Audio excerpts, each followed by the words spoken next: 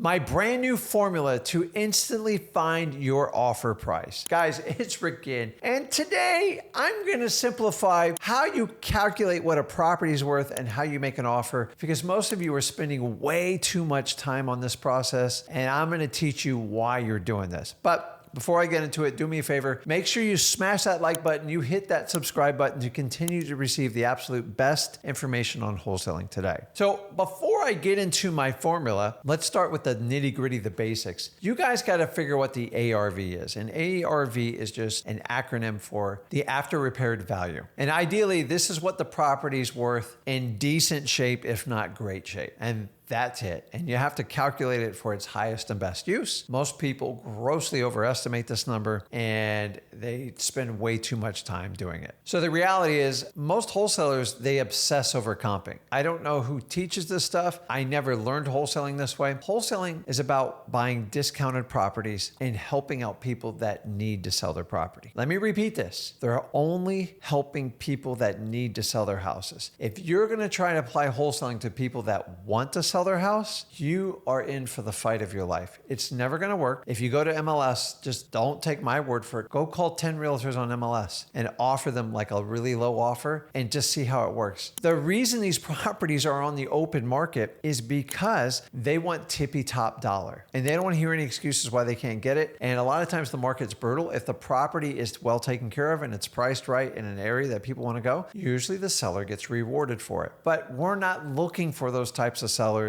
and you're never going to get a great deal on that type of seller. And if you know that going into it, you need to focus on people that need to sell their house versus people want to sell the house. Once you understand that, here's a rule. Stop comping every lead you get. Well, wait a minute, Rick. If I don't know the value, how do I know to make an offer? Here's the reality. You have to first qualify them. And if there's signs of motivation, then you can move on to comping the property. Most of you try to pre-guess what the property's worth without even seeing it, looking at it, or even getting feedback from the seller. And you have no idea if they're even going to be a motivated seller. You have no business as a wholesaler comping a property for somebody who wants to sell their house. You're wasting your time. This is what realtors do all day long, and I don't want you to do it. So let me give you the basic criteria for a wholesaler to find the ARV, and then let's get into this instant offer formula to simplify your wholesaling life. So we're in a day and age that you can easily get comps for free online. You can go to Zillow, you can go to Trulio, Realtor.com, Redfin is endless. Or you can use ListREI.com and get like really accurate information, but you can do it for free.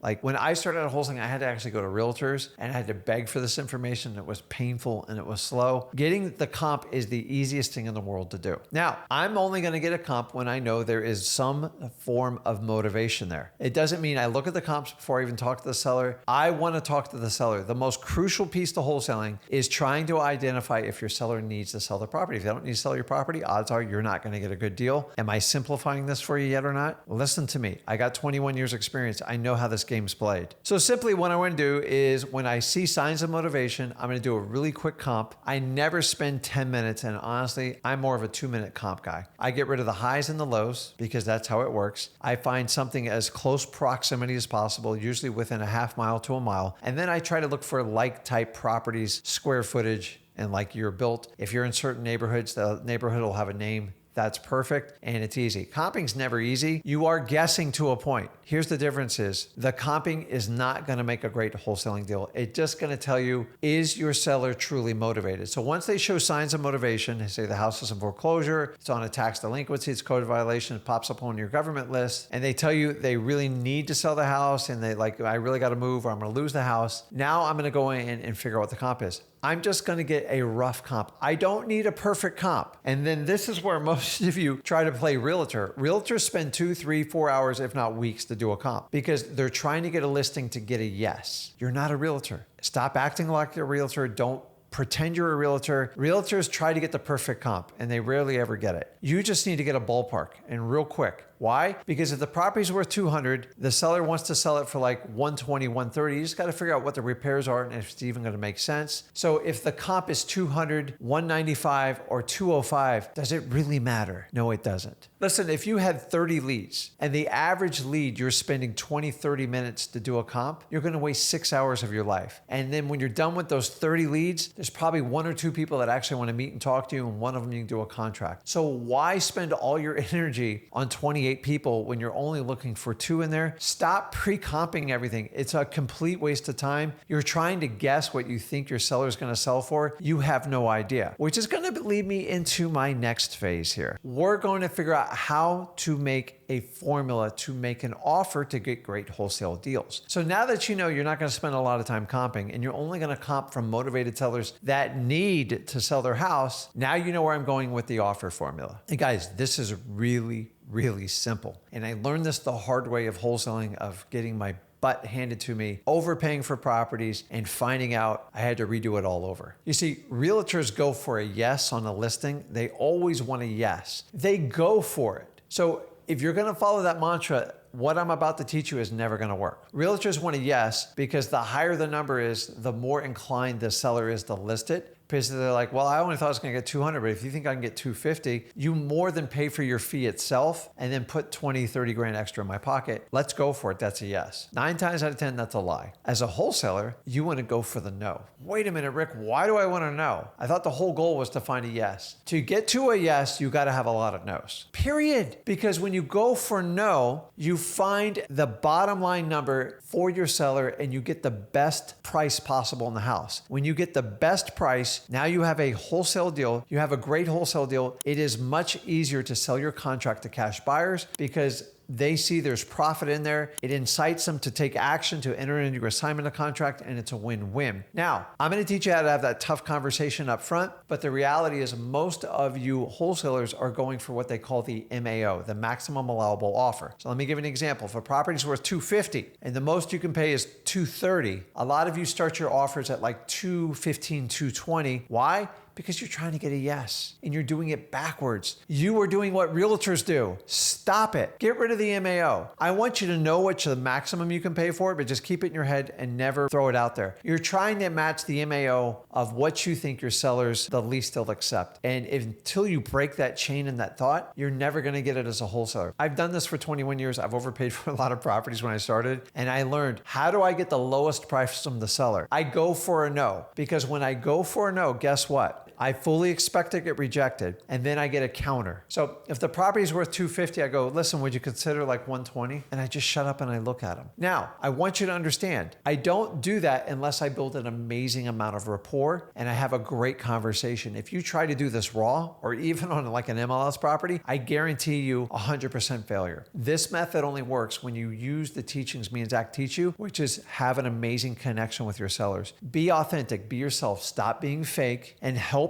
and guide your sellers. Now, once you do that and you throw out your basically lowball offer, your go for no, is you're going to bring your seller down and they're not going to be happy. This is done by design. Trust me on this. This process is more efficient, gets you to an end result faster, and takes more stress off you and your seller than you can ever imagine. But here's the challenging part. It seems scary and uncomfortable to put yourself out there and get rejected. So if you expect to get rejected, you can't be shocked. So I throw out an offer of $120. Seller goes, absolutely no way, Rick, I can't do that number. Now you've started what we call a negotiation. So what I'm trying to do is get their subconscious bottom line number. Now remember, if your number came close to what like they wanted, they're going to move their number up. It's human psychology. But if their number is here and you make a really low offer, like half what they do, all of a sudden they're like, either they're going to walk away from you completely. And if you built up a great rapport, that usually doesn't happen. But they're usually going to go, okay, how can I kind of meet Rick and get him to come up to me a little bit? Now they know they're going to have to really play ball to get a deal done. If they need to sell, they're going to try to find a way. Remember, I'm looking for win-win situations. You can't make people sell you their house, but stop trying to guess what their bottom line number is. So I'm going to give you a visual graphic here. I didn't write it out. I just didn't have time to do it. But here's what happens is you start your appointment.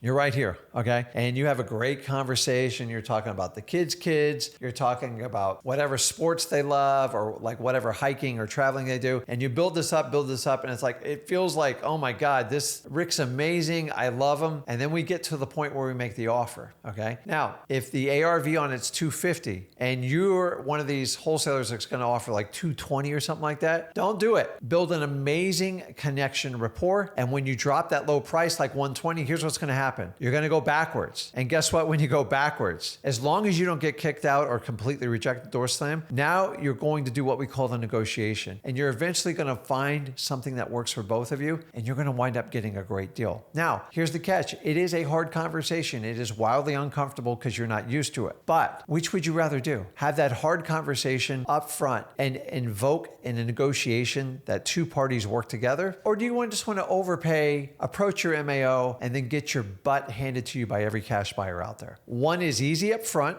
which is going close to your MAO, and then you really think, I got this figured out, I got a contract, and then 3-4 weeks later, you find out you can't get any type of cash buyers for it because you overpaid for the property. Or you get uncomfortable, you're gonna have some sweat dripping down your back, you're gonna feel awkward to make that low offer, but you're gonna find out you got the property $20,000-$30,000 cheaper than you ever thought you were gonna get, and now you can actually make 1 or 2 phone calls, get a cash buyer, and actually put an amazing wholesaling deal together. Guys, I've put this together over 21 years. I'm telling you, stop being scared. Have that conversation, build an amazing rapport. You're gonna go backwards a little bit, but that gives you time to repair it and find a common ground that you can get a great deal. I'm not looking to take advantage of sellers. I'm just looking to get the best price possible because we're buying problematic properties that need people to help them, to give them love. We have to leave it money. We have to pass it down to the cash buyers. You can't do that if you overpay for properties. By using my instant offer method, not only do I simplify how you comp, we make it super simple. Now, I'm going to give you one extra caveat. Rick, how do we do this offer? Just offer 50-60% of like whatever you think the ARV is. Don't even complicate it. Just start it. Do I minus off repairs? Just offer half what it's worth and work your way and find out what their bottom line number is. It's that simple. And here's the worst case scenario. One of the ways I used to do it before I came up with this is I did a handicap. So if you play golf, if you're a really bad golfer, you get like 15, 20 extra strokes. That's how bad I am. I'm sorry. But what I did and how I came up with this is every time I make an offer, I would minus off 50,000 automatically. So I was offered 200, I'd offer 150. I always minused off 50 grand. That's how I came up with this because I kept leaving money on the table and I find out I was trying to guess what the seller's bottom line number is. Unless you got ESP, unless you're God, you can't guess. Stop trying to guess what's in your seller's head. The best way to do it is use the go for no method, build an amazing rapport, rebuild it, find a number that works for both of you. And that's how you walk away with great wholesale deals. And it also prevents you from over chasing and over pursuing your sellers, which most wholesalers do. Guys, let me know in the comments, are you using my instant offer formula to use the go for no method to get the best wholesaling deals? And if you are, I would love to hear your feedback. If not, I would really implore you to give this a shot, but let me know how you feel about it. Listen, it's going to make you uncomfortable. It's going to make you a little bit scared, but most importantly, it's going to make you a better wholesaler. So guys, if you're stuck on the MAO method and you're trying to impersonate a realtor, stop doing it. Use the go for no method. I promise you, it will change your life in wholesaling. It has for me. It has for everybody I've worked with, and especially my son. And I want to share this knowledge with you and give you the tools you need to be a truly successful wholesaler. So listen, if you got value from this video, do me a favor, make sure you smash that like button, you hit that subscribe button, you continue to receive the absolute best videos on wholesaling today. Guys, this is Rick Ginn, and I'll see you in the next video.